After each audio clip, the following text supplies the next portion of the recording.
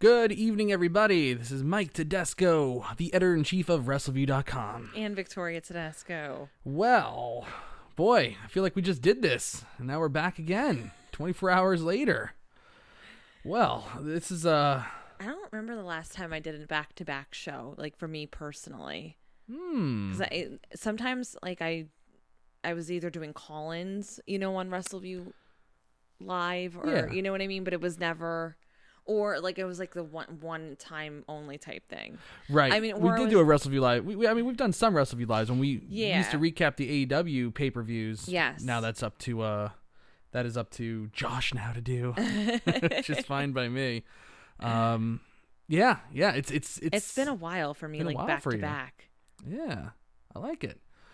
It's, it was a good show last night. I really enjoyed doing, obviously, Wrestleview Live with Victoria. We missed Doug, of course, but it was nice to do that show with Victoria on Mother's Day. And how apropos, the day after Mother's Day, there is quite a story that broke on tonight's Monday Night Raw. So before we get into that, we're going to be talking about all that stuff, including whatever else happened on Raw. I don't think there was anything more important than the announcement that was made, but we got that going. Let's say hello to everybody in the chat room. So if you're in the chat room, say hello to us. We are happy you all could join us tonight and that you're not completely burned out on wrestling. We got Quentin Walters in the chat room tonight. We got Nafis Sadat, our buddy, in the chat. Hello. Uncle Billy in the chat room. Hello. Sweet Louis Veraldi in the chat room. He gives a wee. That is reserved only for Wrestleview Live and Wrestleview Weekly. So I will not do that again. Moshun Walls in the chat room. Tonight's show will have plenty of doozies. Doug is in the chat room. Hello, Doug. Excellent. Dougie's in the chat. We got Lewis James in the chat room. And I'm sure everybody else will get in there. Oh, Doug gives a wee in the chat room, so that's okay. That's okay, because it's Doug. Doug can do that. But it's not me personally. Exactly. Doug's allowed. Oh, guess who else? Your buddy. Andrew Elder in the chat room. Well, Andrew you had Elder. beef with Andrew Elder last night. I did not have any beef with him. Yes, you did. I'm just saying that he's probably in trouble because he wasn't on the Wrestleview Live, and you were there. Didn't wish you a happy Mother's Day. That was an issue. Oh, no, not for me. You had the beef. I didn't have the beef with Andrew. I have no beefs. No beefs. Scotty Poindexter in the chat room as well. What's good, Scotty? Goosey is in the chat room again. He is the man. We love Goosey. And Corey Howell, our buddy Corey Howell in the chat room, joining us tonight. If you are joining us for the first time, or you're checking us out, or you're watching us on the DVR portion of the show, not live, but you're still watching us. If you like what you're seeing, please give us a like on the YouTube page. And also, if you have not subscribed, subscribe to us, please. We are very, very close. We are inching closer and closer to 1,000 subscriptions, and that just takes us into a whole different echelon of YouTube channels. So let's get there. We are very close, and you can help us do that. And if you like what you see, pass on the word. Tell other people about our channel. Do it. We got great shows. We got our show, Post Raw, which I think is a pretty darn good show. We got Wrestleview Live covering all the pay-per-views. We most importantly have Wrestleview Weekly this Sunday. You don't want to miss Wrestleview Weekly. You don't want to miss it. There are 4 tequila shots on the line here. With Doug's name on it. 4 tequila shots with Doug's name on it. And hopefully a liver transplant soon after. Poor Doug. Andrew Elder said he had internet problems, but he wishes you a happy belated Mother's Day. Andrew, I know that you were thinking of me. Mike had the beef, not me. Beef. You started problems with Andrew last night. Poor guy wasn't even in the chat. No. Anyway, that's not at all what happened. Anyway, okay, so let's just talk about it because it's probably one of the bigger news stories. I mean, quick. In a year full of crazy news stories. No, real quick. Sorry to interrupt you. So you know how to use my computer the other day to go into your Wrestleview account? Yeah. So it's still logged in. Oh boy. And so it's just funny to see all these functions. I'm like, wow, I never had all this stuff. It's like, edit this, do that. And I was like, I never had that option before. And I'm like, oh, it's like, howdy, Mike Tedesco. I'm like, yeah. Victoria's gonna like just put up all these like creepy stories about like, oh, look what the Bella Twins are doing today. That's not a creepy story. That's just like a story. Well, just like stories. Victoria's gonna put something up about like the Miz. It's gonna be like the Wrestleview Twitter, the Wrestleview news board is gonna be all Miz stories. Oh, Miz just tweeted on his Instagram. Miz is just playing sent a with tweet. He Madison. put a thing on Instagram. Miz is playing with Monroe. That's not news.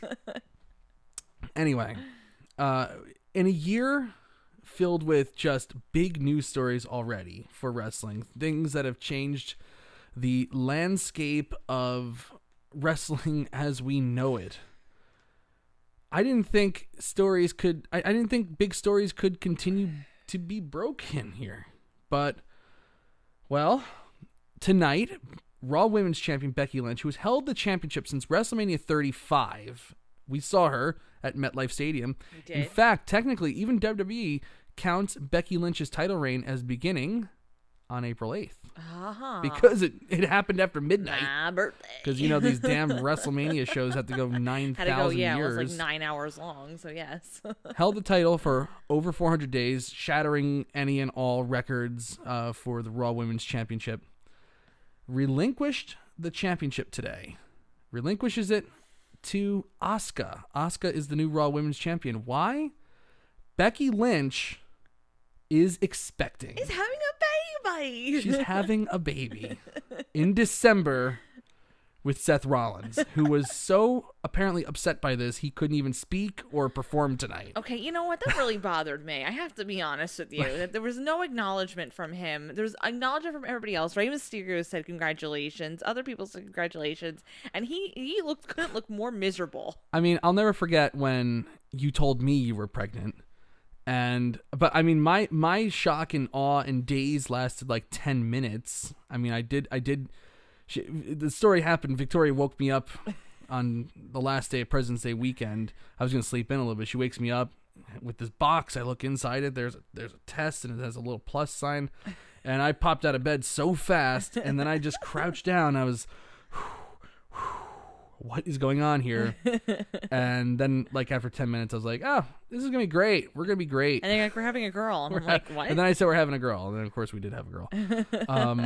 Seth Rollins apparently was really surprised by this.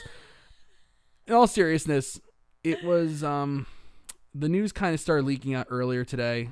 Obviously, they knew about it. She hasn't been on TV since the April 13th episode of Raw when she was commentating, and she was even talking about what she's going to do at Money in the Bank and stuff like that. But we hadn't seen her since, and it was a question like, where's Becky Lynch? Where's Becky Lynch? And I was like, well, this is great because during this time they're in the Performance Center, you can cycle people in and out. Right. So I thought that's what they were doing. I thought there was like, okay, well, Becky Yeah. Lynch's title reign is really getting stale. It's getting really old. Let's pull back on her and bring her back like in a month, and she'll feel a little fresher. I thought that's what they were doing, but no, apparently She's having a baby. No, not apparently. She is having a baby, and I mean, it's great news. It's really great news for them. It does, obviously storyline wise, it leaves the show in a lurch. She is obviously their biggest star, their biggest female star by far. The biggest since the Bella Twins were, active on the roster. Yes. Really, in certain ways, she was their biggest star, period, at a time. Yes, there was a time when she surpassed the men even in the division. So it's in the roster. So it's kind of crazy. And she's been all over the place with these shows. I didn't realize on how many shows that she was on mainstreamed. Yes. I really did not know that. But then reading more and more about it, I was like, oh my goodness. Right. It's crazy. She was on the Showtime series Billions. Yeah. In their first episode. She is earmarked. It's not confirmed what movie it is, but it has come out that she will be in a Marvel movie. I don't know what the role is, or if it's a small role, or if she's going to be playing a supporting character, whatever it is. She's definitely moving up there. And all this stuff just kind of, like having the baby is again, it's a great miracle. It's professionally, it's coming at a time when she's starting to really pick up some steam, and she's going to have to put the brakes on it but it's only a 9-month thing. There's nothing saying that she doesn't come back. Well, see, that's the issue that I kind of have with pregnancy in general. There's always this misconception that people can't have careers and can't do anything afterwards.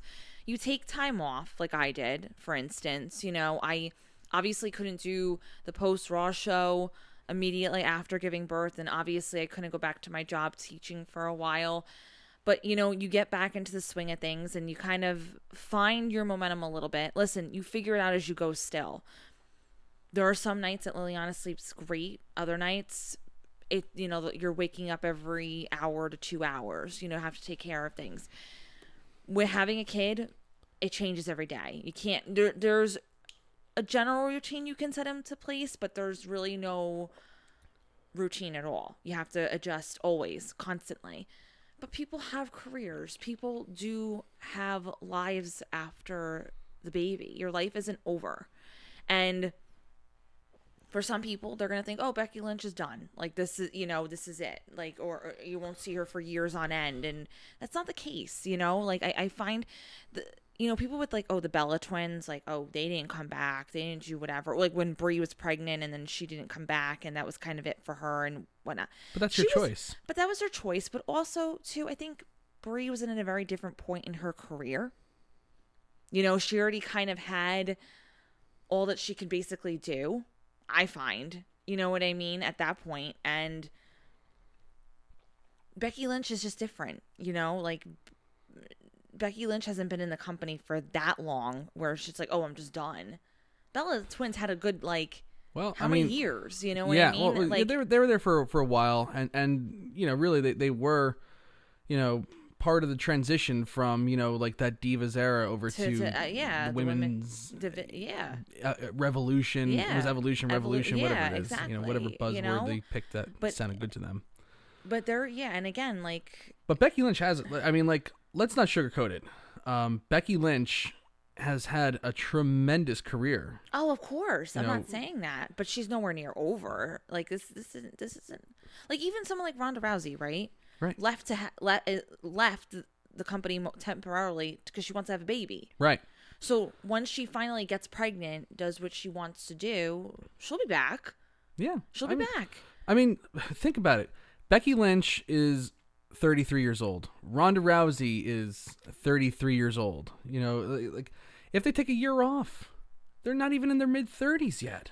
Like, there's still plenty of time. There are women having babies in their 40s. Right. It's happening, and there's nothing wrong with it. It's the whole, like, social society and the social standards of, like, oh, you have to have a baby by this time and this whatever. I don't agree with that. I think we've evolved so much where it's like, you don't have kids by 30. Like, sorry, you're not over the hill to me. Like, you want to do things you want to do in life, but you can still continue your life after you have a child. Absolutely. You can. Yeah, absolutely. And I'm happy listen to for the her. woman. Listen to the mother over here. I'm very happy for her, and if I had to guess, I don't think she was expecting this whatsoever. Oh, no, I don't think so. She was in tears as she was making the announcement. Yes. And I got to tell you, it came out a little earlier that she was making a big announcement, and then it leaked out that she did relinquish the title. Remember, like, they taped 2 episodes of Raw today. Right. So this episode that we watched tonight was taped earlier in the day. So it was already well over by the time it even aired. Right. It leaked out that she had relinquished the title. PW Insider first reported it, and from 3 different sources, those sources said that they wanted to protect, Lynch's privacy and just let the announcement be made on TV as to why. Which was I think they did the right thing. I think that was the right call. Yeah, absolutely. I think that was the right call. Absolutely. So, like, I mean, I knew about it going into it, but still, when she made that announcement, Asuka was out there, and we'll talk about Asuka in a second because I am so excited for that. But when she said, you're the champion, go be a warrior because I'm gonna be a mother, and just that moment, I almost think that they didn't tell Asuka ahead of time what was going on. Definitely I think they said, she has your briefcase. That's how we're going to start off the show. No physicality. Just go out there and go with what's happening in the segment. And I think she did because she looked a little. She looked legitimately confused. Yeah. Yep. About like what was going on, and Asuka. I mean, Asuka used to be a great actress, but whatever. She grabs the championship when she's told she's the champion. She's running around dancing, and then Becky Lynch, says, go be a warrior because I'm going to be a mother, and the reaction. I think it hit her. Yeah, I think she was like, "Oh my god!" I agree with you. I don't think they told her ahead of time. I think they savored that moment. I think obviously, let's just pretend. I got chills when they said it. Let's just pretend this was live, even though I knew it was happening. Yeah, let's just pretend it was live, right? Mm-hmm. I don't think they would have done that. I think they would have told her ahead of time. But I think because obviously with the taping and everything, I think they said like, you know what, let's see how this goes. Like telling her reaction. Yeah. So I think it was a good move, and I think it was I liked how they opened the show with it because obviously that's all anybody was ever, and you weren't gonna get people to like continue to watch the show necessarily if. You can't get people to continue watching this show. You can't keep them around till the third hour waiting for this Becky Lynch announcement. No. You want what essentially. So we'll talk about the format change of the show as well. But they did put it at in the very first segment. They didn't make you wait very long for it at all. Immediately after it was over, People Magazine tweets out an interview that they did with her ahead of time. So it's gonna be it's a story, and she's kind of like starting to move up there a little bit. So I think it'll be in the conscious of people a little more than would be normally. I thought it was, but you know what? In a world that's like so cartoony, and we saw how cartoony it can get with the Money in the Bank match last night. It's not often you get these real moments, and usually when you get the real moments, it's like, oh, like Daniel Bryan retiring or Edge retiring. It's like always like something sad's happening, or somebody has to relinquish a title because of an injury or Roman Reigns announcing his cancer. Like very rarely do you ever get like a really truly happy real moment. I find this actually be pretty cool. Inspiring too for other women who want to have a career in WWE. And you still can. I genuinely think that she will have her baby and she will come back. And she will be even better than ever. I really do. Because there's some women in the division who are like, I'm not having kids right now. I don't want to ever have kids because I care about my career and blah, blah, blah, blah, blah. Whoa. Who are you talking about? Who do you think I'm talking about?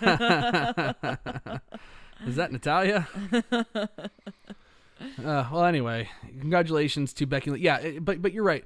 It does say a lot about the changing culture of WWE. Like there's still some obviously issues in that company, but at the end of the day, like years ago, this would have been a totally different story.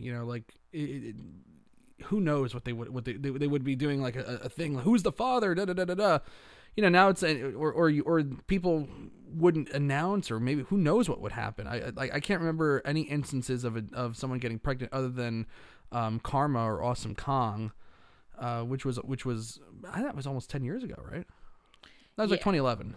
Yeah, roughly 2011. Yeah, because I literally saw her for like a hot second, and then she just left because she got pregnant. Right. Yeah, so she got pregnant, and they did the right thing with her, even though that was a sad story. But I can't think of anything like from like the 90s or 2000s where somebody got pregnant and took some time off or whatever. Usually you just had to wait. That's the thing. I feel like I said, Brie Bella was a different. I think it was strongly encouraged that you wait. Well, yeah, I think it's saying like Brie Bella, like yes, she got pregnant, she came back, but she didn't come back with the intent of staying full time. But by that point, she had already phased herself out. Like the Bella twins were already being phased. That's what I'm saying. Exactly. You know what I mean? And then even like Maurice was obviously she announced her pregnancy on TV. But she was already just managing the Miz at that point. Like she had those few matches with Brie Bella and everything like that, and with Nikki Bella too. But she was already well out of the she was scene. out, and she was just they were just getting some mileage out of her. It just shows that like all those years of like, oh, you got to protect your spot. You got to protect your spot. You don't have to worry anymore. Like that's basically the point I'm trying to make about the culture in WWE. You don't have to worry about protecting your spot at the had they kept Maria Kanellis, I know she wanted to come back after her son was born. You know what I mean? After Carver Maria was to born. get pregnant as well. So I know she definitely wanted to come back after her son. Hey, look at that. I'm just reading through the chat room right now. So Doug said that Deanna can't have a kid because it takes too big of a hit on their liquor cabinet, and there's a county ordinance against him having a child anyway. But Quentin Walters, our dear friend, is expecting. What? Wow. Congratulations, Quentin. What? Excellent news. Really? Excellent news. And Scotty Poindexter says, a lady friend and I can't have a kid. It ruins too many ideas of traveling and having fun. Believe me, as we love traveling around too, and we love having fun.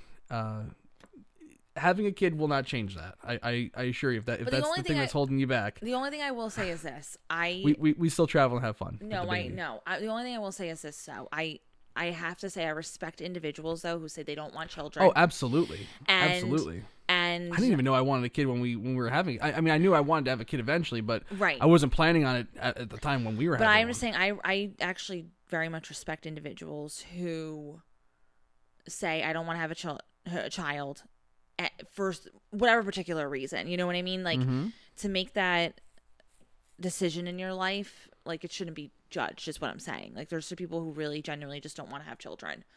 Right. You know, and. That's fine. And of course there's the people that can't have children at all, period. And that is that is very sad, and our heart goes out to them as well. Machine Wall is asking if you can have more kids. Yes, we certainly can have more kids. We can. Yes, luckily for us.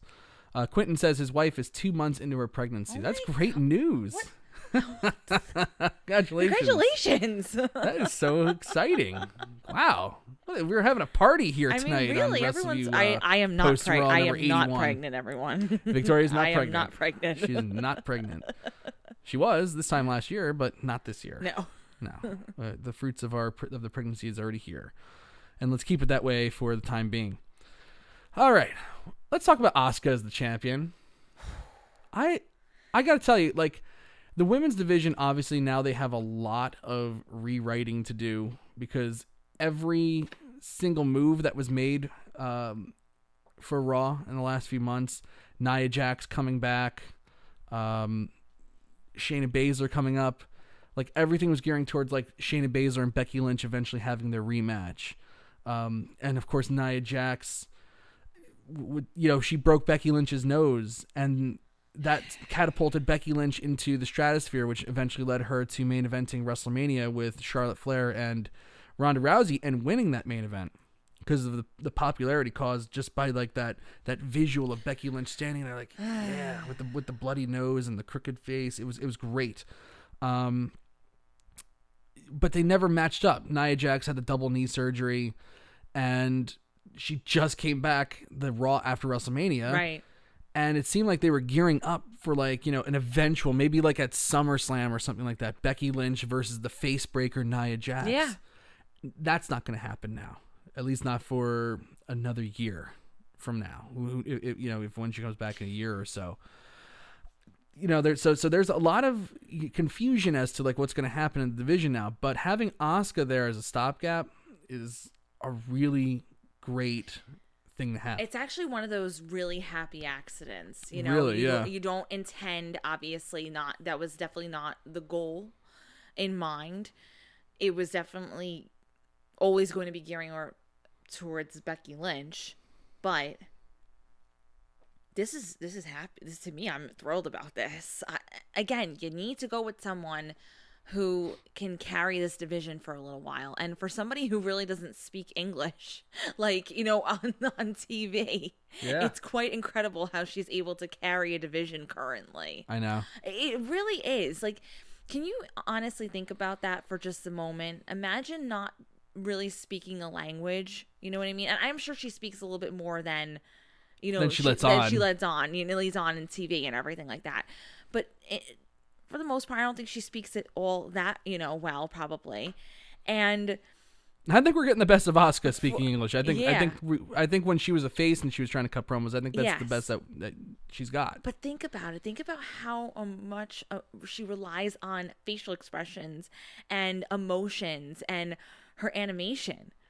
you know? Well, yeah, and especially now because of the we're just stationed in the performance center. Yes. For the next couple months, at least until mid-July, they're taping, or they're taping to the beginning of July, and then we'll see what happens after that. Right. I can't imagine them doing any arena shows for another year or so. But like, she can totally thrive in this environment where she doesn't have to speak perfect English and, get a crowd to cheer for her promo. She can just be crazy and dance around and do her thing and scream and do this and that and be a total success. That is talent right there. That is total talent. The fact that she's able to do that, though. She's I mean, it really Excellent. is incredible to me. It actually is mind-blowing to think that, like, again, that this woman does not speak English, and she exudes more personality than some people who actually know the language very well. Yes, yeah, I definitely agree with. And even like her, her competitors, it's just amazing. And this is going to work out for them. This is going to be able to kind of entertain us for the time being, because you know what? Let's just put it this way: if Becky Lynch, since she's not able to compete, I want to see Becky. I want to see like her with Nia Jackson, like later down the line or something like that. That it's something to kind of like look forward to. And for the time being that we're in this situation, because, let's put it this way. If we were in live shows currently and she was pregnant and everything else, like, this would be kind of a weird time but this is a perfect opportunity since we're in this pandemic anyway. So let's just savor that stuff for later on. Absolutely. Looking in the chat room, we got Jorge Oliva in the chat room. A big wee and hola from Mexico City. Hola. Welcome Hola. To our show. John's Tech World. Becky's run was incredible, but I'm still salty we never got Asuka versus Ronda, both undefeated going into WrestleMania. I still would have preferred them to main event Mania instead of burying Asuka over and over. Well, I don't think Asuka was buried. Like I think. Well, let me rephrase that. Last year, I don't think she had a great year. And they definitely weren't treating her right for a good portion of that time. But I don't think Asuka was buried. She did. She was the SmackDown Women's Champion earlier in that year. She had a good match with with Becky at the Royal Rumble. She had that undefeated streak going, and then they kind of botched it a little bit after, in the interim after she lost it. But I never really thought Asuka was truly buried. But now is like this is a great antidote to all that bad booking. Is letting her have a great title run. Yeah, have a good payoff. Take that stink away. Mm-hmm. Zach Whitlow in the chat room. Asuka's been my favorite worker, male or female, for years, and now her charisma has caught up with her work rate. She's the perfect replacement for Becky. That's a great point. I can't disagree with a single thing that was said No, right that's there. a really great point. And Vincent DiGirolamo says Shati La La. No, it's Shati Lala. Shati La La. It's Shati Lala. But he's talking about Liliana. I know. He's talking about Shati La La. Shati Lala. That is Victoria's brother in the chat room, Vincent DiGirolamo, the great Vince. I miss you, brother. Yes, we definitely miss Vin. All right. So Asuka's gonna be tremendous as a champion. There's a lot of things that need to shake out in the women's division going forward, but it's in good hands with Asuka for the time being. I only see good things in the future. I really do, with her as champ. So let's talk about some of this Money in the Bank fallout here. No. And I mean true fallout. It really is, though. Like, honestly, this couldn't be a better description for this particular Raw and this particular fallout for the pay-per-view. I don't know. Okay, so they open up the show saying that Aleister Black and Rey Mysterio they said Aleister Black and Rey Mysterio were thrown off the roof of the WWE headquarters. Luckily, they are cleared to compete tonight because they landed on a secondary roof. So have no fear, they were not murdered. And I got a kick out of it last night, and this was like the worst explanation I've ever heard. And I'm not gonna lie, I loved it. I just thought it was so absurd, so asinine, because everything right now in wrestling pretty much is just absurd and asinine. Asuka winning the Money in the Bank last night, she is like her crazy jumping and dancing. It's all absurd and asinine and fun. Otis is completely he is like the definition of asinine and absurd and absurd, but tons of fun. Literally, the guy's big. I was cracking up in the kitchen, like literally cracking up when they talked about Rey Mysterio and Aleister Black with the fall. I mean, that was incredible. Thank God. But I mean, like when they threw them off the roof last night, they even had that special effects splat. Like, good Lord, you gotta be kidding me. They really should have actually played it up even more. They honestly should have. They should have had like an investigation going on, and Rey Mysterio no sold being thrown off the roof because Charlie Chris goes, "How do you feel tonight?" And he goes, "I feel great." I don't know if I'm like hallucinating right now or just like going crazy, but I'm like, I was cracking up for like 20 minutes with that. It was that's asinine absurd. That's hashtag asinine absurd. It's crazy. Post Raw. Post Raw, asinine absurd. That's gonna be our new catchphrase for during the pandemic era. I mean, I think like I was talking last night about how I was kind of hoping that AJ Styles would get thrown off the roof and then just return and like with no scratches, and you just find a way to kill AJ Styles in every pay-per-view. Put him in an Inferno match next month and just light him on fire and let him come back. Oh my God. Like whatever. There are things you could do. Like put them in like one of those C4 explosive death matches and have like a big special effects like fireball and just like pretend that AJ Styles got exploded in that, and then he comes back the next night totally fine. Or they should have him like the Wizard of Oz. Like the house just goes in the air and then right and lands on him like the Wicked Witch of the East. Yeah, absolutely. Exactly. And then he just comes back the next day. And he comes back the next day totally fine. Like no house can keep me down. Like give me a break. Maybe they're going to like do some kind of gimmick where somebody gets killed every month and then they just come back. Oh, you know what? That actually be kind of funny now that you think about it. It's gonna be like their version of South Park and Kenny. Yeah. Like, oh, you killed Kenny, you bastard, and he's back the next episode. Yeah, except for AJ Styles. You killed AJ. You killed AJ, you bastard. It was so funny. I mean, like, that's how they kicked off the show, and then Becky Lynch comes out. I was like, okay, we're in for a good Raw here. We are in for a good Raw. But are we, though? Are we? Wasn't bad. I mean, don't even go there. You fell asleep. I did. Yes. I did fall asleep at one point. Towards the end, it did start to drag a little bit. I started checking out when the Viking Raiders and Street Profits started playing basketball. And you know that they're only playing that because of the Michael Jordan documentary that is so popular right now on ESPN. Everybody's loving that. So now it's like, of course, we have to play basketball now. And, anything you can do, I can do better. That's from that old Michael Jordan commercial. Yes. It's like... Yes. And then, of course, it turns out that the Viking Raiders they got destroyed like 78-2. Looked totally inept playing against Street Profits. And then they said, oh, by the way, we let you win.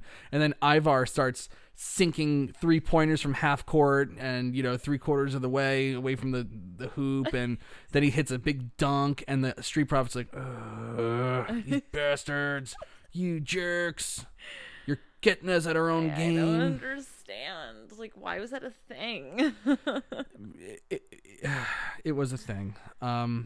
Yeah, that's where I started to check out of Raw. I was like, okay, well, but they did a new. So we've been talking about how they need to stop putting Drew McIntyre in at the end of the show because it's like no one's seen the champion. Like it doesn't matter who is coming out. Like they had Edge and Randy Orton come out in the final segment tonight. I bet you the third hour, when you check the ratings, it's going to show a drop-off that people stopped watching, from hour 1 to hour 3. I might be wrong because of the Becky Lynch announcement. People maybe kept watching, but I can't imagine that's the case. It's hard to watch this 3-hour show in an empty arena. So, I was like, why are we it doesn't matter who's in that third hour. And I really do believe the numbers will prove me right. Like, it doesn't matter who's in the third hour. You could put a Hall of Famer and a future Hall of Famer and Edge and Randy Orton out there. And it's really not going to make a big difference to who's going to stick on and watch. Only the hardcore of hardcores are going to watch, and maybe somebody who's just kind of curious will maybe remember and flip back. So why are you putting your champion in there who you're pushing to the moon? And they're doing a great job of pushing Drew McIntyre as well. They are just killing it with Drew McIntyre. Why wouldn't you want people to see him? So they front-loaded the show tonight. And exactly like you said, they definitely needed to do that. And it was really good that they had this. And it showcased very, very well for Drew McIntyre overall. Yeah. And like he was just kind of like shoehorned, inserted into this thing kind of like, out of nowhere forcibly, it was just That's like, fine. it made no sense to like send him out there, but fine. he was looking for a fight. Yeah. Well, actually, he wasn't looking for a fight, as you said. Oh, yeah, he was looking to just make an announcement, but he was always ready for a Claymore party. Yeah, but so they front loaded everything on Raw. They made the Becky Lynch announcement. They put Drew McIntyre in at the end of the first hour, made his announcement, and then after that, it was just kind of like, okay, we'll just do a regular show for the next 2 hours and then start fading it out. Yeah, I mean, do a big angle at the end of hour 2 with Rollins and Mysterio, and then the third hour is just kind of like, well, I kind of like whoever's the left will format catch overall, Edge. even though I don't really want to say this now. I wasn't a fan of the show, but I mean, I'm not going to give it a thumbs down because Becky Lynch said she's pregnant and I'm all about pregnancy. But, I do appreciate the effort in trying to change the formula a little bit and working with it because this is the time to do it. We're going to be in these with these shows without being in an arena and no crowd for a while. So why not? Just try it out. See how it affects your numbers. And I think that you're going to see very strong numbers in the first hour, and it does kind of dwindle as it normally does, but allow people get more viewership in your first hour anyway, since that tends to be the time where people are interested. I'm almost thinking at this point because the third hour is so pitiful right now. I mean, like, and again, it's like it's hard to judge ratings based on during a pandemic because everything's just off and odd, and ratings themselves are not really the most reliable factor, but they are a factor, and it does influence who's buying stock and stuff like that. Right, when they put out in their quarterly releases, if the ratings went up or down, like, and how much. That shows connection to the fans, as well as arena, as well as attendance at the arenas and stuff like that, and merchandise buys. Like, those are the things that those metrics still matter. Yeah, of course. And now that we can't get people into an arena, so they can't buy merchandise, they can't buy seats in an arena. That's really the only that, and I guess social media interaction, which doesn't really mean all that much, compared to the actual product. It does and it doesn't. It does and it doesn't. It's not a good it's not the most reliable either. So ratings are what we got. Right. Third hour is pitiful. I'm almost thinking that they should maybe use that as the recap hour. Maybe just do one or two things, kind of like they were doing at the beginning of this. Where it's like, okay, I see what you're saying. Let's show a classic match, and let's do a couple promos, and then show one more classic match and get out. That third hour. So it's almost like they should book they should write a 2-hour Raw with some extra content in the third hour. And they can do that, and I'll tell you why. Because last night was a 2.5-hour pay-per-view, and it worked beautifully. Last night's pay-per-view is shorter than this Raw tonight, and it was a perfect length. It was a perfect length. I mean, honestly, I don't really know. I don't really know if they can do this, but I would almost hope, but I don't think the networks are going to allow it, that Raw can go back to 2 hours after this. It would cost them a lot of money. It would cost some money. I mean, no matter what you say about that third hour, it's advertising revenue coming in. It's that's another 52 hours of advertising revenue that comes into the company. I know, but I just find in the long run, though, having a 2-hour show would just be a lot better for them. Yeah, it would. I think I think that even though you're talking more advertising and more hours involved, but in the long run, I mean, we're in this anyway. I think they should just kind of negotiate their contract to going back. They won't, but it's something to consider because absolutely, it would just be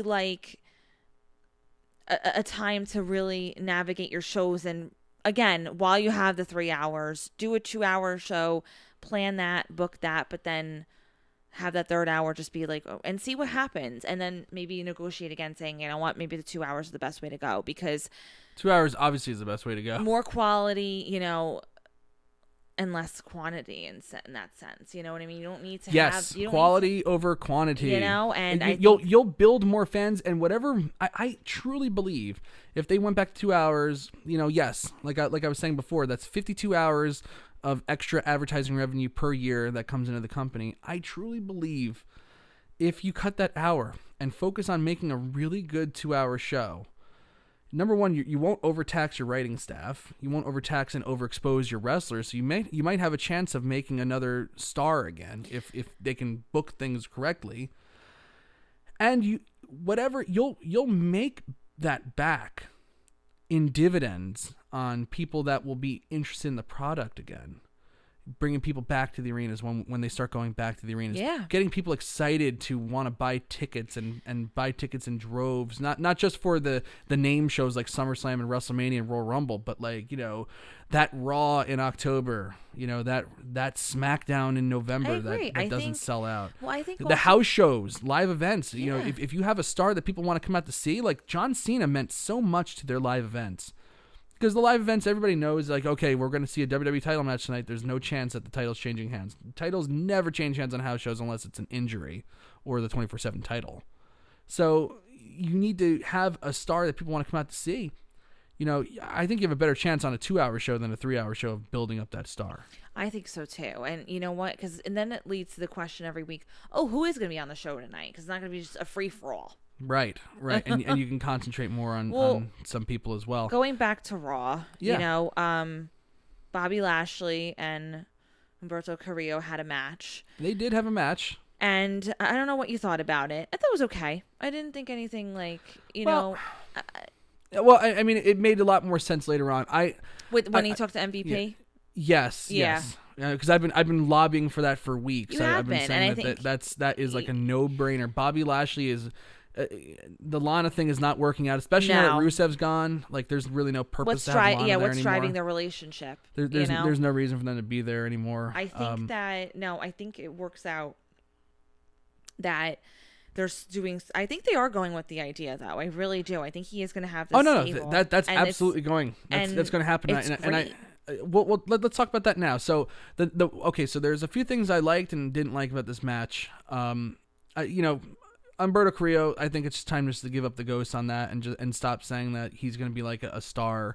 They're not booking him like one. I don't know. Something about his face I just can't connect with. I don't think he looks like a star. Do you like his technique though? He's a serviceable hand. I haven't really seen anything spectacular from him. Everybody does a dive now.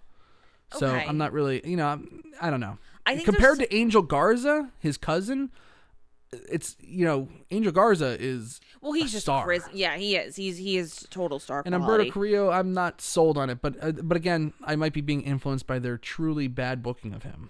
If you're gonna give a guy a chance, give him a chance. You don't send him out there and the only wins that he ever gets are complete and total fluke wins. Like he beat Bobby Lashley last week, it was by DQ. Beats Angel Garza, it was by a sneaking in the backdoor pin. Austin Theory sneaking in the backdoor pin.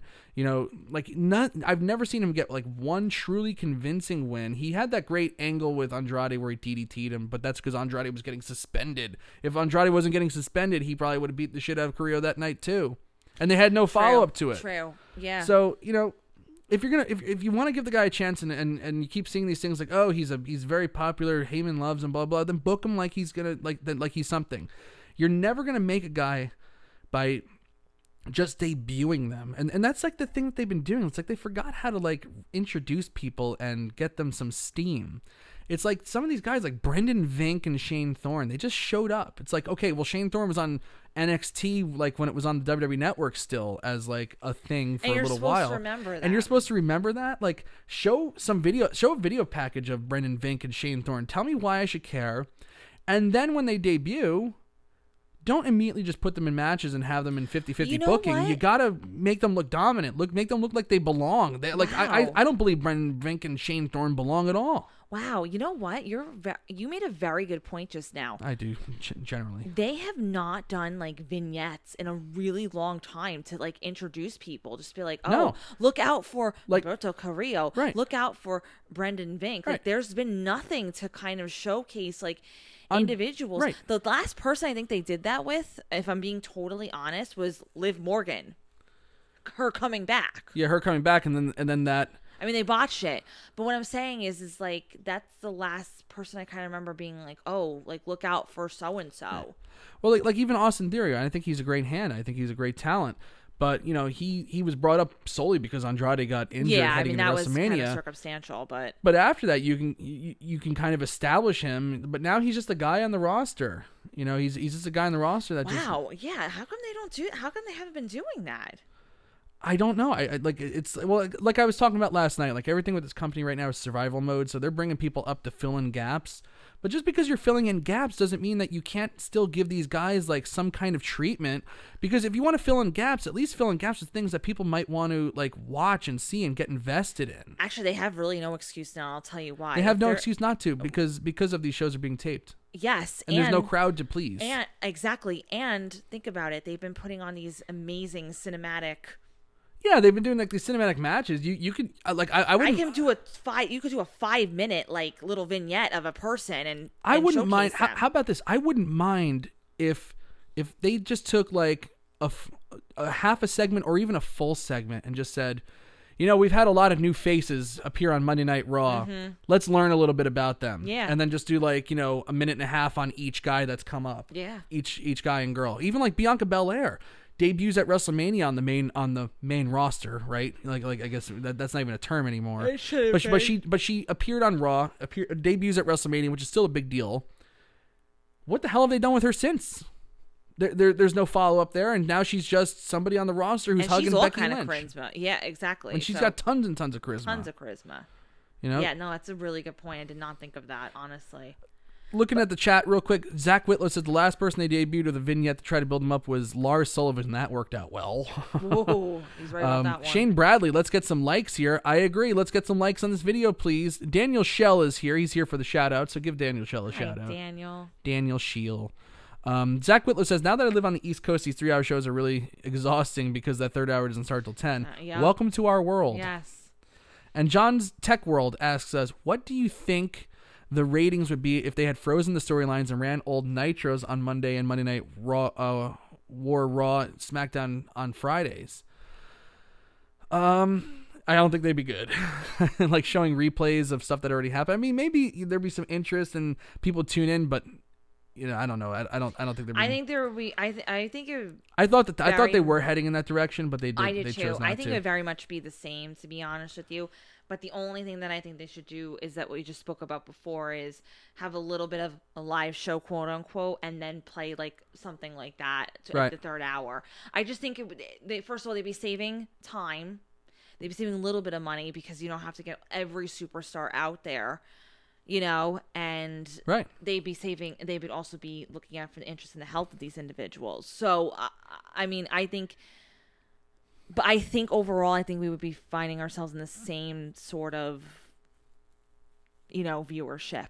Yeah, that was a good question, John. Very good question. Yeah, no, absolutely. All right, so what's next? So then we spoke about Bobby Lashley. And okay. Oh, I want to talk about the things that I liked about this match now. I kind of went off on a thing about Humberto Carrillo, which was, I don't know, I just wasted my breath pretty much.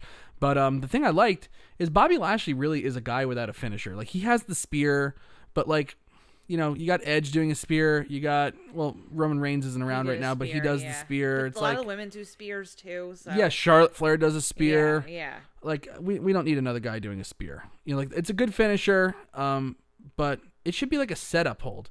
He hit Humberto Carrillo with a full Nelson tonight. The old, master lock. Like Chris Masters really got that over a few years ago in a time when I didn't think that the full Nelson or sleeper holds could ever get over again. I remember Triple H for like 2 or 3 weeks in like October 2002 tried to get the sleeper hold over as like a finish for his matches, and it just like died a death. And here's Bobby Lashley trying the full Nelson. Perfect time to try the full Nelson in the Performance Center. But it's also another tool in his arsenal, to try to round him out and make him a more complete character, especially with what he's got coming up. I like that they moved to him having the full Nelson. Yeah. Later on the show, we've been talking about how MVP should be managing. Like, they kind of teased him having a stable in March at the Barclays Center when he introduced Edge back. And I was like, God, like, it would be great if like he had like Bobby Lashley, like if he just started managing Bobby Lashley and building people around him, like a Titus O'Neil or whatever, and like just having like this like almost like a Nation of Domination thing again. Like, I think that would be like so great. And they finally kind of pulled the trigger on that tonight. MVP was talking to Bobby Lashley backstage, like, why are you facing a guy like Humberto Carrillo when there's goofs on SmackDown getting title shots? You should be in the title picture. You haven't had a WWE Championship match since 2007 when I was breaking into the company. I think that was amazing.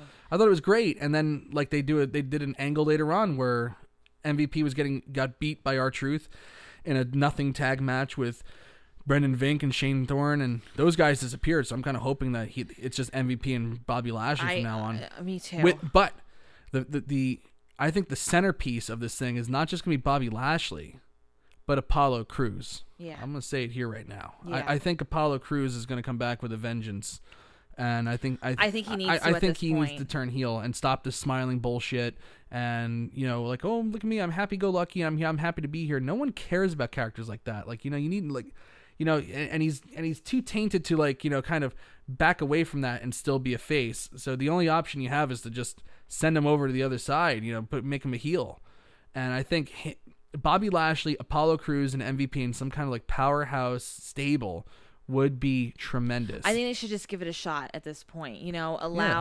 Allow obviously Apollo Crews for years they have been trying to make him like this ultimate face. Has not been working.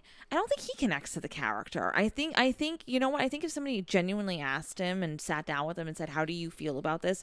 I think if he was just telling you his honest opinion, I think he'd be like, "This is miserable right now. Yeah. I'm not this guy who wants to be smiling and whatever." Yeah, the office told me that I need to do that. Exactly. Well, I'm sick of that, and Exactly. MVP is helping me find my way. Yeah, exactly. I think the three of them really, and along with some others, along the way as you find more people kind of throughout the time, would really, really benefit from being under MVP's direction. Yes. So it works because you can't.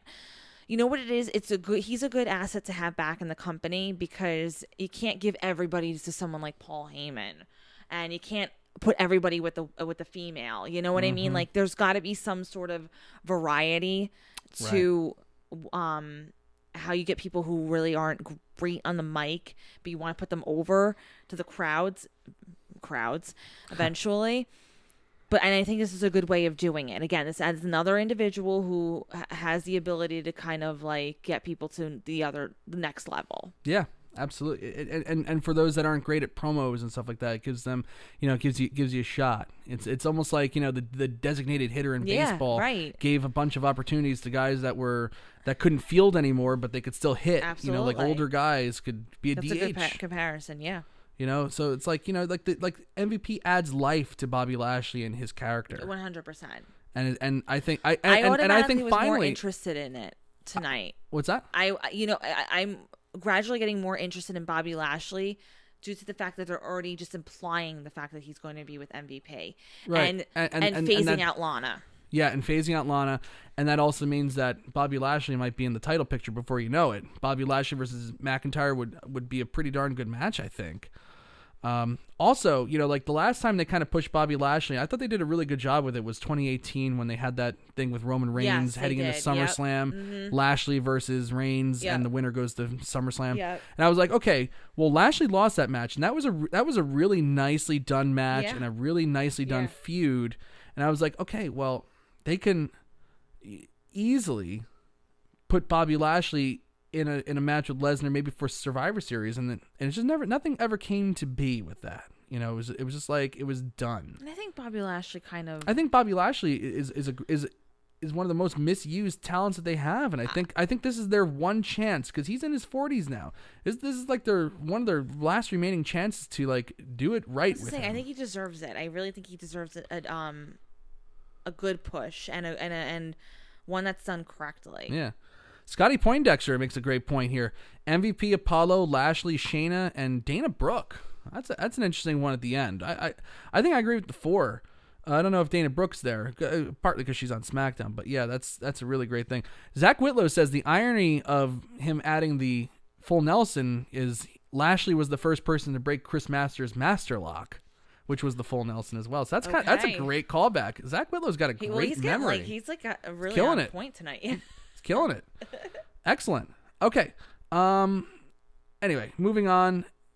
Akira Tozawa versus Angel Garza. Angel Garza dominates him. Not only does he dominate him, and by the way, Akira Tozawa is 2-0 in the interim cruiserweight championship tournament. And I know that doesn't mean anything, but on NXT, he is leading the pack for his group in this round robin tournament. Treated like even worse than a jobber normally gets treated. Like Angel Garza held him up forever in the wing clipper before he actually hit him with it, and was just like, I can do this all day, all night. Boom. Squash this loser. He barely got any offense in. Whatever. Like, why? Like, who cares? You can't do that. I Why? Why are we doing this on the really, show? Who cares though? Honestly, like, I know. Who But Garza and Theory are arguing, so it looks like they're breaking up this group, which is actually a good group. And it's way too soon. I mean, like, Theory's barely established, and so is Garza for that matter. And they're already having them argue and breaking up and stuff like that. It's like, why? Yeah, exactly. It's like, why? Why are we doing that? But anyway, shoehorns Drew McIntyre into coming out there. He's like, hey, I'm just coming out here because he looks like you guys are having problems. He claymores Austin Theory, and then Angel Garza's laughing, which I thought was great. Claymores Angel Garza out of the ring, and then it leads to Andrade versus McIntyre, which I actually thought not a bad match. No, champion versus champion. You can't really go wrong with that, and especially with two guys like Drew McIntyre and Andrade. I think it's solid. Right. I thought it was really good. They usually are up for a good match, and yeah, I like what they did. It didn't drag either. Just went one segment and it was over. And that was it. And McIntyre, of course, looked good. I love that they have this gimmick with him kicking out at 1.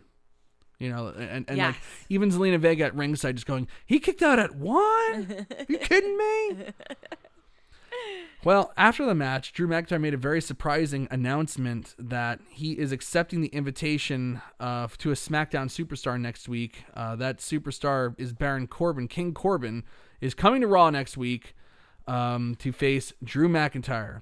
So, and like I've been saying, you know, everybody says ratings don't mean much, and maybe that is true, but it means something to WWE because last time they had ratings troubles was last year in the aftermath of the WWE, what was that called? The Superstar Shakeup, or as my students call it, hey, Mr. T, what do you think about the Superstar Shake? It's like, it's shake up. Shake. Well, that's when they instituted the wild card rule and kind of diluted the entire draft and brand split and just made everything confusing. Like forever ago. I know, but it was a year ago this month, I think. Maybe even a year ago right now. Why? But I think they're going to start cycling in some SmackDown superstars every week and some Raw superstars on SmackDown to... Let's just get this quarantine even more in a craziness. I know. It's true. Come on. It's true. true. Now you're just going to bring other people in who haven't been there right now. They're good night, Sweet Lou. each other. Yeah. Come on. So we got that going on. The Iconics are back. So Doug can play that sounder on his show. Hey, Kayla! Hey, Kayla! They're back. They got a match against the Alexa Bliss and Nikki Cross, a non-title match against the WWE Women's Tag Team Champions. Can you say what you said before when they came back? I don't even remember what I said. You go, how would you... It's like, how would our school district feel? So they come out and they're like, well, you better, watch out for those titles because, Alexa Bliss said something like, "Oh, how do you feel about something microscopic like the baby right now, Becky Lynch's baby, stealing all your thunder?" And they're like, "Well, you need to just concern yourself with your championships because we're coming for them." And I'm like, they've been gone for 5 months. What if I disappeared from my job for 5 months and then I just came back and said, "Oh, I'm the principal now." Well, it's just like The Office. Andy comes back. Andy comes back 3 months later and he still has his job. Right. Or no. Or like in The Office when Andy was gone for a couple days and Nellie just got hired and she sits down in his office and goes, "Oh, I'm the manager now." Yeah, exactly. That's it. That's not how it happens. That's not how you do it. But you can disappear for all this time and get a title shot immediately. That's wrestling. I think I'm just going to do that. I think I'm just going to become the superintendent of the district just because. I know. That's what's going to happen. I'm just going to, when this pandemic's over, I'm going to be the superintendent. You're going to be the assistant superintendent. And we're going to go from there. Iconics beat Alexa Bliss and Nikki Cross in a non-title match. Samoa Joe mistakenly thought that they were the champions and shouted that. But they will have a title match next week on Raw, which is already taped. So I'm kind of curious to see what happens. Iconic! dick. Yeah, and after that, they had that Rey Mysterio interview. Seth Rollins showed up during that interview looking completely disheveled. Mysterio congratulates him and Becky on the pregnancy, but Rollins won't shake his hand and walks off. Why is Seth not acknowledging it? Why? No clue. R-Truth is doing that Pretty Ricky thing again. Don't get it. I don't know. That was so funny. You look, because I was in the kitchen once again, and you're like, look at the TV. I'm like, really? Yeah, look what's going on the TV right now. Look what's going on the TV. So we looks like we got an influx of people coming in to see us. Hello, everybody. Welcome to the show. If you have not subscribed to our channel, please subscribe to our channel. That's just a friendly little reminder. And like our video, please. Moving on. I'm just moving through this quickly. They had Lashley join with MVP after that. Jinder Mahal apparently is turning face. I don't know how I feel about that. Yeah, I don't know either. He says he made a lot of mistakes his last time around. He's going to redeem himself, and journey back to the top will be a hero's journey. Well, you know what? I mean, I don't know how I feel about it, but I'm not like... I'll see how it pans out. I kind of have a feeling like they're going to like have him be a face and then help Drew McIntyre out, only to turn on him and get a title shot. That's probably what's going to happen. There you go. So he's playing nice guy. Playing him. One of my favorite things on the show, other than like the Becky, obviously the Becky announcement's number one, of course, and there was a angle with Rollins and Mysterio later on that is number 2 for me, but this is like number 3. Shayna Baszler is interviewed about Becky Lynch's pregnancy, and she goes, "How dumb do you have to be to get knocked up while you're the champion and while you're in the middle of your title run, the longest title run ever for the Roman's title? Imagine the man barefoot and fat on the couch in long johns. That kid is gonna suck. Just look at who the father is." I was like, oh my God. What a great promo. Oh my God. She just crushed her. It was, and her husband, and her fiance. Oh, Shayna. Powerful. I thought that was Baszler. just brutal, and I loved it. Oh, I loved it. Anyway, I just wanted to put that out there. Oh, and later on, Natalya walks up and goes, "How dare you insult the sanctity of motherhood?" It's like you said in interviews you don't even want kids because you just want to continue wrestling forever into like, and she wants to be like a coach. It's like you can be a coach and have a kid. Like, you know, her reasons for it just seemed like harebrained compared to like everybody else making decisions. I know, exactly. And I was watching Natalya perform tonight, and I was like, look at, like, she wants to give up a family and everything to just be a decent wrestler. I texted Billy and forever. I go, "Why is she so annoying?" I'm like, she's just so annoying. She's like, for somebody who just like prides herself on her wrestling, I just don't get it. I know there's some voice again. The sanctity of motherhood. How dare you insult the sanctity of motherhood? Rey Mysterio, Aleister Black versus Seth Rollins and Murphy. Rollins is standing on the apron, completely dejected, not paying attention to the match the entire time. Murphy's getting his ass kicked constantly. Finally, Mysterio winds up in Murphy's corner, and Mysterio is just like, looks at Rollins, who's just like standing like that on the apron, and elbows him off the apron. I hated this part of the angle because Murphy gets knocked into the ropes. Mysterio goes for a 619. Rollins counters him and pulls him out of the ring, and the referee's like, "No, you can't do that. Disqualified." But Rollins is in the match. I know. Like, if that happened every time a tag team double teamed, there would be no double team moves. Well, see, that made no sense. But see, we were talking about this last night, though. They do things for certain matches, but that would be right, like ejecting Jackson Riker from ringside for no reason to be excused in another match. So they have no consistency at all with that when it comes to that. I don't even try to keep up anymore because I'm like, there's no rules. It's just a show. It's just a free for all. It really is. It's a free for all. How do you think? But if you're gonna do a simulated sport, there should be some rules that you just adhere to, and it's just like, you know, this is it. We're sticking to this, and the reason why you stick to it is because when somebody finally does break that rule, it's like a big deal. Agreed, and that's why. But if everybody's breaking the rules, it doesn't mean anything. Nothing means anything. There's no stipulations. I mean, people are stealing each other's moves. You could do one thing in one match, not another match. Heels are like, they have all the power, and the faces are just stupid. Like, you know, it's again, there's certain formulas, but then also again, it's also a free for all at the same time. How do you think though they're going to get Seth to be a face again though? Like actually transition this? properly, because he's a pretty yes, even though he was a face for a long time, and then obviously he had the heel turn again, which was the right decision, the right move. But how do you transition back from being like this like heel into whatever? Because when I even like envisioned Miz at the time, right, when Reese was having the baby and stuff like that, you know how they obviously or whenever Miz and Mrs. was coming out, or one of his movies, they kind of always phased him into a face. I feel like he's the type of heel that can sort of go back. I mean, I love Miz's heel. I'm just saying, like, I think he should always be a heel, because I think he was just a natural heel. But I'm just saying in general, like, how do you go from like that extreme of a heel to now like this face like guy who's having a kid? Like, what's the transition period? I don't think there is one. And last night, or when I found out that she was pregnant earlier today, I was like, oh. Well, they had him shake McIntyre's hand last night because they're going to start the transition into him becoming a face. But what he did tonight, though. But what he did keeps him as a heel, and you know what? That's fine. Like just because like you're having something going on in your real life doesn't mean that you need to like now throw away this character that they've been working on. Even though I have a lot of problems with the character, they've been working on it for a while, and it's like, you know what? The show still needs heels and it needs faces, and McIntyre is the number one face right now. So you don't need to have Seth Rollins as like 1A. Got it. So then you don't think he's going to turn back to being a heel? I don't think he's turning face anytime soon. Okay. I don't think so.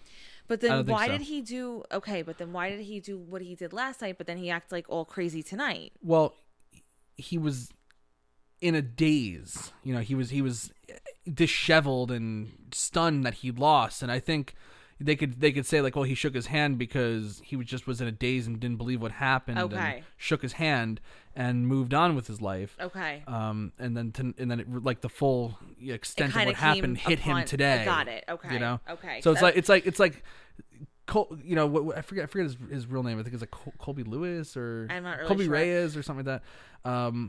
You know, Seth Rollins, the man who behind Seth Rollins is having a baby. Seth Rollins, the character, is like a different story, even though they kind of worked it into a storyline with Mysterio, but you know, whatever. Anyway, referee disqualifies him. It's a stupid finish, but the angle done after that where Seth Rollins just absolutely obliterates Rey Mysterio, kind of partly removes his mask and drives his eye into the point of the ring steps, was a really powerful image. It was a great angle. They did the fake blood. God damn it, no blood and guts. But they do blood and guts, and it was effective because they don't do it all the time. And you know, it's like Mysterio's screaming, and you know, trainers come out, and the towel is covered in blood, and they remove his mask, and you kind of see like part of Mysterio's face unobscured by the mask, which is like something that they don't really do at all. Right. Yeah. Really, no. it was a really powerful angle. And something that can kind of carry you almost through the summer. Because I'm sure you can do Seth Rollins and Mysterio at Backlash in a couple weeks. True. Backlash, which is on Father's Day, True. by the way. So that's my payback for doing a recap on Mother's Day. And Colby Lopez. Thank you. Jerome Weil in the chat room tonight. Seth Rollins' real name is Colby Lopez. Thank you. Jerome, by the way. Of course, Jerome. Our dear friend. Yeah, of course he would have the information. And he liked the Shayna Baszler promo, too. I'm just looking at the chat room now. Great antagonist. He said that promo would have had huge heat with fans had it been an arena full of people. Agreed. And wrestling needs more of that stuff. Those Agreed. old school promos. Yeah, I think so too. Agreed. Everybody cuts these like cookie cutter promos a lot, and that had raw, some edge to it. You need some edge. You need edge. The show is called Raw. Make it raw. Make it raw. Anyway, where was I going with this? Oh yeah, you could lead. So like you could have Rollins and Mysterio at Backlash, and I'm gonna do like a little fancy booking here, but maybe Mysterio doesn't come back fully 100%. Rollins works on the eye again, and the match just gets tossed by the referee for, you know, attacking the eye too much, and there's too much blood or whatever. Yeah, whatever works. happens. That works. That would be great. And then you have Extreme Rules coming up, and what's more Extreme Rules than a blindfold match in an empty arena? Like, if you're ever going to bring back the blindfold match in an empty arena is the place to do it. They don't do blindfold matches ever. Like the last... I mean, like I remember they did one on a Raw Roulette episode once. They had a blindfold match. I think they probably did like a blindfold match at some other point too, but it wasn't like taken seriously. Okay. The last blindfold match that was probably ever taken seriously was Jake Roberts versus Rick Martel I believe that was at WrestleMania 7 in Los Angeles, and Jake Roberts, the master of crowd psychology, just killed that match. It was so great. But I think you can do a blindfold match in the empty arena. I would love to see that at Extreme Rules. Maybe they'll even do it at Backlash. I gotta be honest with you. If that winds up happening, I have to think that they watch our show. I really do, because like I can't see that happening, but that'd be really cool to see.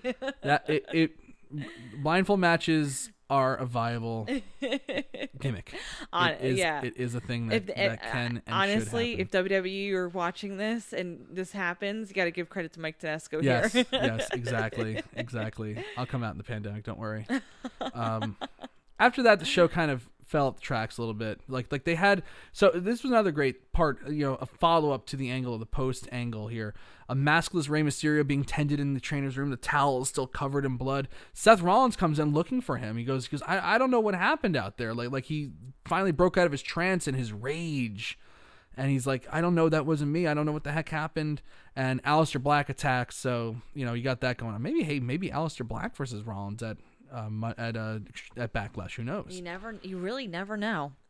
A lot of options behind that. But like a blindfold match would not be out of the realm of possibility for something that Paul Heyman would do. Obviously, everybody remembers not everybody remembers. I guarantee not a lot of people remember. But in ECW, there was a very famous angle where the Sandman was blinded. And that angle went on for a while. I think it was blinded by Raven, and that went on for quite some time until he came out with the cane, and it's totally tasteless. Sandman, who's such a kind of a low class guy anyway, with the blind man's cane, trying to feel around, and then he takes off the eye thing, and he can see perfectly, and he attacks. Good stuff there. Anyway, but like that was like that's a Paul Heyman baby right there. Victoria, WWE has listened to Wrestleview before via Hunter. Yes, of course. We all know that, but they could still be listening. You never know. So that was a good little angle there. After that, the show kind of definitely fell off the tracks. Street Profits and Viking Raiders and that basketball game thing. I guess that was meant to be entertaining. I guess it was, but missed it with me. Definitely missed it with me as well. Missed the mark. They missed the mark on this guy. Shayna Baszler versus Natalya. Shayna Baszler just beat her ass, and that was the end of that. Natalya threw a tantrum after the match, so that she doesn't want to have kids because she is a kid. Wah, wah, wah. You can't tell me what to do. Finally, we got Edge coming out to the ring saying, I live in a world without what ifs. Everybody wants to talk about the WrestleMania match and the miraculous comeback, but I don't live in a world of what ifs. I wanted to change everything. I wanted to retire on my own terms, but WrestleMania isn't the end for me now. So what's next? He even says WWE promoted this thing as me looking as stalking Randy Orton and hunting him. He goes, but I don't see it that way. I already got that. We're on a collision course. He goes, I got my pound of flesh at WrestleMania, and I got my closure. Me and my family are ready to move on. So he was talking about, I see a locker room full of people. Randy Orton comes out, interrupts, says that WrestleMania the better man won, walks off, and Edge looks stunned. Then Orton returns and says, I tried to do it, but you know what? I tried to lie to myself. The better man won at WrestleMania, but the better wrestler didn't. At the Royal Rumble, you made your miraculous return, but you have the ability to hide behind 29 other superstars there. At WrestleMania, you fought me in a match that you chose, Last Man Standing. Those are not traditional matches. It didn't take me, I didn't get up at the count of 10, but it didn't take me 9 years to get up either. I don't think you have it in you anymore. I want to have a traditional match with you. You have grit and passion, but that doesn't come close to my natural ability. He challenges Edge to a straight-up wrestling match at Backlash, and this to me was just like, okay, everybody knows that the Last Man Standing match at WrestleMania it dragged. It wasn't that great. I think can you agree with that? Yeah, I definitely can agree with that. But I have to say though, for this tonight though, I found it to be. I found myself lost in the time before the pandemic when this feud was really red hot. And, because there's still elements to me that are still red hot about this. I think even though the Last Man Standing match didn't necessarily live up to... It was anticlimactic. It was. It was. And I agree with that. But at the same time, though, I find this feud overall just to be so entertaining and still so much potential that I don't really want it to end. The only thing I wish that they can kind of do is put the brakes on it a little bit and go back to it once we get like a live crowd again. But again, I know that's not possible because we might be in this for a really long time in that sense. But I genuinely feel like something like this deserves the time and the attention. And I wish that this actually wasn't the ending segment either, because I feel like this is something that should have been, again, you can't stack the first hour too much, but maybe the second hour. Yeah, absolutely. Like maybe this could have been the top of the second hour, or like the second hour, like the main event of the second hour or something like that. Because I just find that this is something that also kind of deserves attention because people are interested in it. You know, like people do like seeing Edge, and absolutely. Randy Orton's been killing it when it comes to these digs I think and I think if you're going to get people to watch to the end of the show, the best chance that you have is putting some well-known legend people out there at the end. So that's the best chance they have of getting anybody to stay for the third hour. So he challenges Edge to a straight up wrestling match at Backlash. Edge is so stunned. I mean, Edge is looking like Orton just said, "Hey, by the way, I ran over your dog on the way over here." He's like, "What?" He's like just challenged him to a wrestling match. He can't even speak. He's so stunned. He can't even speak. Charlie Caruso asked for a response, and I was like, "Where the hell did she come from?" But he stays silent. She's a stalker, okay? And then Charlie Caruso, like this was a fine segment, and they could have ended it right there. And it's not her fault. They script her crap. No, they script her horrible stuff. Okay. But like she goes, if this happens, it'll be the best wrestling match ever. Oh my god! Are you kidding me? I don't know why. Like this could be a good match. It might even be a great match because of who's in it. Like those two guys can work, and I believe Edge can still work. Yes. But now it's like the best match ever. It's like okay, for example, I'm going way back there. Okay, and then when you go way back there, I have a recent event to relate it to. I think I know what you're gonna say. I think I might know because another one just popped in my mind. But I'm going way back there. Okay. I'm going back to SummerSlam '93. Oh yeah, well, Shawn Michaels. Yeah, you were 3. Shawn Michaels versus Mr. Perfect, and they're like, "This is gonna be one of the best matches you've ever seen. One of the greatest matches you'll ever see." And then it's like when you watch the match and they're talking about this is gonna be so great. They're making their entrance. They're like, "This is gonna be the best match ever. It's gonna be amazing." It's like you're like expecting, just bread from heaven and water from the rock and just like this unbelievable miracle match. It's gonna be the best match ever, and nothing they do. They could have a great match and it's not going to live up to these expectations you're putting on it now. Why would you say it's going to be the greatest match ever? I don't know. And put those kind of unrealistic expectations on it. And it's like, and if the match is anything but excellent, it's going to be like, well, it wasn't the greatest match ever. That's for damn sure. And it wasn't that great either. People don't realize the power of words. They really don't in that sense. They really, really don't. That type of thing is like it is. It totally is. But think about it. Think about what's going on in the past few years. How many times has Michael Cole said this is going to be groundbreaking? This is going to be historical. This is going to be legendary, unprecedented. Every adjective used, and then it's anything but what that adjective is. Look what they did with AJ Styles and Shinsuke Nakamura. Like that could have been a great match at WrestleMania, and instead it's a dream match. We're promoting it as a dream match. It's going to be unlike anything you've ever seen before, and they had a good match at WrestleMania. Or the most must-see. Yeah. Oh, the most must-see. But like they had a good match. It wasn't great, but because it wasn't like a tremendous match, it's like, well, it certainly wasn't what I was dreaming of. I get, obviously hyping up a match. I totally understand that, and getting a build and all that, but you can't use such strong language when it comes to describing these matches, because again, when people expect a certain thing, it just keeps into your head like historical, and even though it's not going to be, you still are like, you're automatically like, well, that was nothing but like just a big letdown. Right exactly. It's like you can't do that. You can hype it up to a point, but not to the point where then it's just going to be a thing where people are just disappointed. Of course. So it's like I just don't know why they had to end it like that. It ended so weirdly. Well, Why was Edge awkward. so stunned by this? I don't. Exactly. He what did he do to his wife? And he's stunned by that statement. Yeah, he's stunned by like, oh, I want you in a straight up wrestling match. What?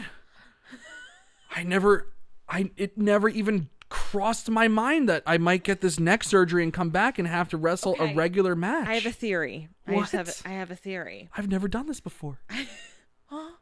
What happened? What happened? I have a theory. I think because Charlie Caruso, for whatever reason, they had to bring her little butt into all this. I think they had to make everybody else stupid at her level. Yeah.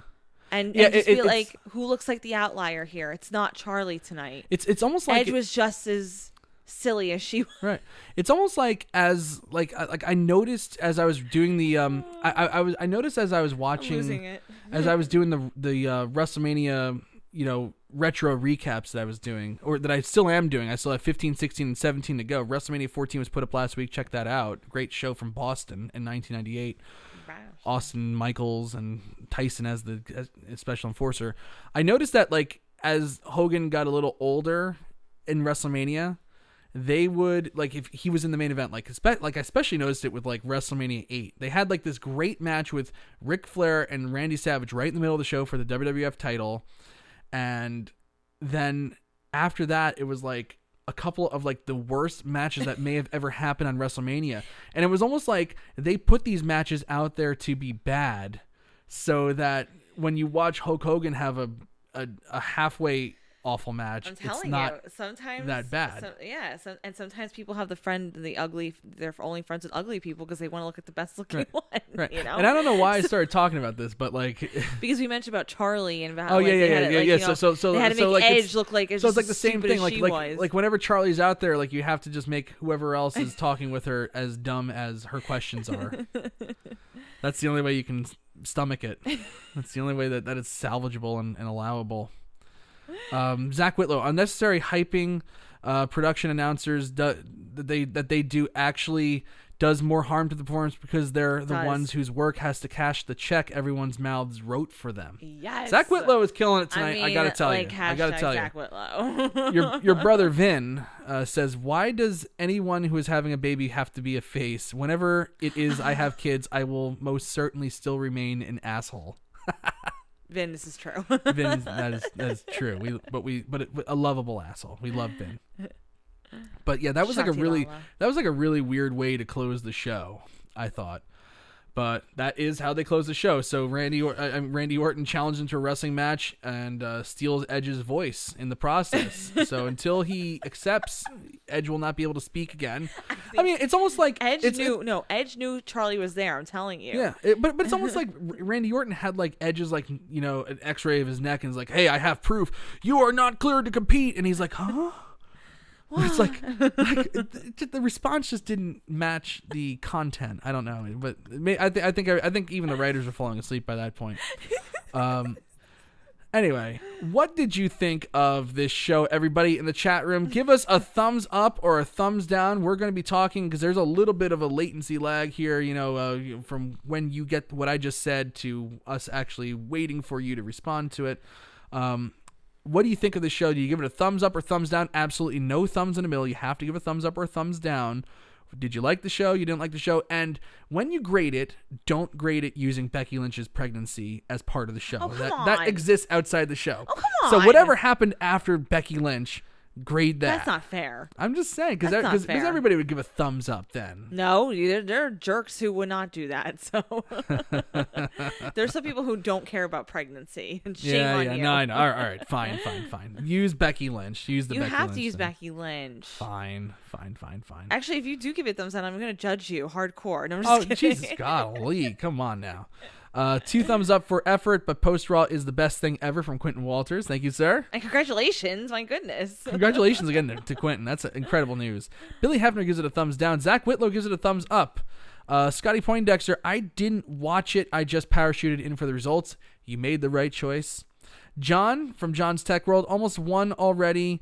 Got to be up in the morning. Liked and subbed. Been loyal to Wrestleview since 2003. Love your opinions and recaps. I'll try to hang out more on Mondays. That'd be great. Excellent. we look forward to having you back. Thank you so much, just because I know how hard it is being this late. So I thoroughly appreciate that. John says he gives it a thumbs up, but Last Ride blew it away. That's a good point. Machine Walls give it a thumbs up. Billy Hefner gives it a thumbs up now because we're including the Becky Lynch thing. With the Becky Lynch thing, what do you give it? Thumbs up. Thumbs up. Thumbs up because we love babies in this house. We love babies. I'm sorry, you can't. Somebody announced they're pregnant. You can't give it thumbs down. All right. We like babies here. It could Thumbs be the up. worst show in the world. You can't do that. Okay, fine. I'm with you. Fine. Thumbs up. We like babies here. What does everybody else think? I know there's more people in the chat room. Give us a thumbs up, thumbs down. On Twitter, which I'm going to refresh real quick just to make sure that we have the most accurate results. And I know anytime my computer has to do anything other than stream, it's like, I am looking at getting a new computer, by the way. I really am. Really? I'm looking at getting an Acer. You didn't tell me this. I know, because I know you'll shoot me down. If I have a better chance of saying it on the air. Wow. I want to use our stimulus check for that. Shade, I want to use our stimulus check for that. Shade. I love you. Anyway, 80% on Twitter give it a thumbs up. Really 79.7. Daniel Schell would be very happy that Money in the Bank last night had a 69% thumbs up. I'm not even kidding. Did you screenshot it? No. Not only did I screenshot it, I tweeted it out as well. 69% of our followers gave last night's Money in the Bank a thumbs up. So Daniel Schell somewhere is extremely happy. And because Alexa Bliss was on tonight, so I know that he's Oh, yeah. Alexa Bliss was there. He was loving life. Vincent DiGirolamo, shut up, Toby. Shati Lala. Okay. On that note, again, I think I'm going to save talking about Alberto Del Rio for Wrestleview News with Jerome on Saturday. I think you guys should I don't want to end the show on a bummer. Absolutely like Raw not. ended And on you a know bummer. what? I don't think we should talk about that. He's disgusting. No, you know why? Because you Alberto can't Del talk about that guy with the pregnancy. Sorry. Lil Fettuccine 69 just kind of popped in here. And we say hello to Lil Fettuccine. Was Becky giving Asuka the title the original plan? I would not think so. I think they probably, obviously not the original plan when they first conceived of the Money in the Bank match, for this year when it was at the corporate headquarters. But I think it kind of gave them like a great out to give her the title without having to like just say, okay, well, we're vacating it. Yeah, it was a little more of a creative way to get the title off of her. Yeah. Agreed. I think after April 13th when that was the last Raw she appeared on, I think they knew shortly after that she was pregnant. They probably waited a little bit just to make the announcement because you don't know so early on if the pregnancy will take. I don't think it was the original plan, but I think it's like one of those like Victoria was talking about before, a happy accident. Yes. So, on that note, great question, Lil Fettuccine. On that note, we are going to sign off for now. We will be back next week with Wrestleview Post Raw number 82. Oh, my goodness. Goodness gracious. Looking forward to that. Yes. And after that, it's Memorial Day, so I don't know if we'll be here for Memorial Day. I don't think we will. But you never know. You never know. We'll play it by ear on that. But, we're definitely going to be back next week for Wrestleview Post Raw 82. Please tune in for that. Tune in Sunday for Wrestleview Weekly with Doug Lackey. He's taking 4 shots of tequila, okay? And it's going to be great. It's going to be great. His liver is going to be hurting, but... Poor Doug. It's going to be fine. And, of course, Wrestleview News with me and Jerome. We're definitely doing one this Saturday. You guys have a lot to talk about now. We gotta get it done. I've been busy the last couple Saturdays. He was busy this past Saturday. And I don't care if the roof collapses in. We are doing a show, okay? You need to. You guys need to. We need to. We need to get back on it. So we'll be on that, and of course, Wrestleview Post Raw 82 next week. So we got some content for you. We hope you enjoyed it.